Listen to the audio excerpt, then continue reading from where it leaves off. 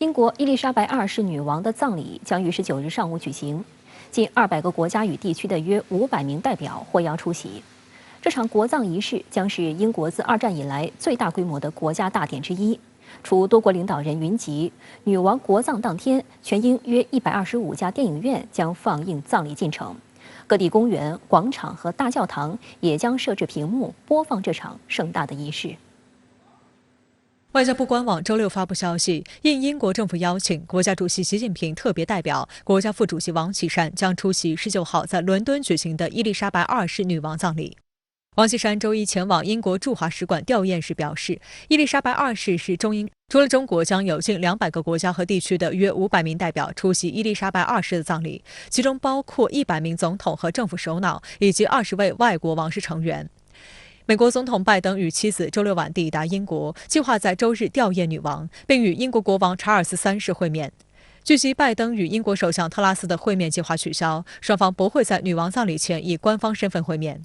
英国首相办公室表示，两人将在下周的联合国大会上举行全面双边会晤。按照葬礼流程，伊丽莎白2世的灵柩周三移送至威斯敏斯特厅，查尔斯3世和他的3个弟妹安妮公主、安德鲁王子和爱德华王子周五在此处为母亲进行了王子守夜仪式。英女王的8个孙辈，包括威廉王子和哈利王子，则于次日为祖母守夜。直到下周一的国葬之前，女王的灵柩都会安放在威斯敏斯特厅供公众瞻仰。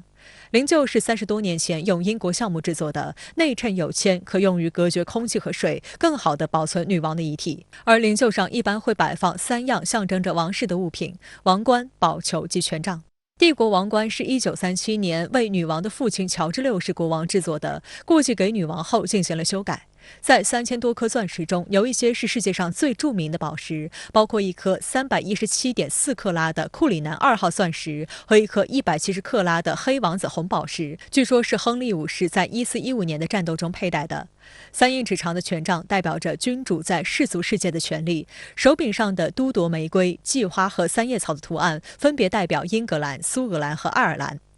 王权宝球是一个11英寸的空心金色球体，顶部有一个十字架。公众瞻仰期间，王室卫兵24小时守卫女王灵柩，大厅全天候开放，供民众排队走过灵柩并表达敬意。这将是公众向女王近距离致敬的最后机会。And still days from the funeral on Monday, some of these people started camping out since Friday night in order to get a front row seat. And we've got 2 more nights, and here we are in our chairs with our sleeping bags and Paddy Bear。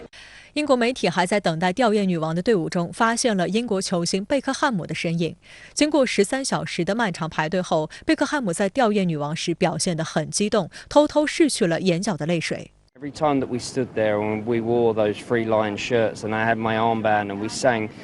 God Save Our Queen,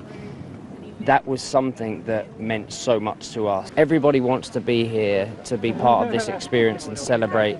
what Her Majesty has done for us. 由于吊唁民众踊跃，英国政府曾一度宣布暂停入场6小时。伦敦警方表示，女王的葬礼将成为有史以来最大规模的安保行动，几乎部署了全国所有警力。女王的灵柩最终将被安置在皇家墓穴乔治6世国王纪念礼拜堂旁一个附属建筑里，与其父母、妹妹玛格丽特公主以及丈夫菲利普亲王一同长眠。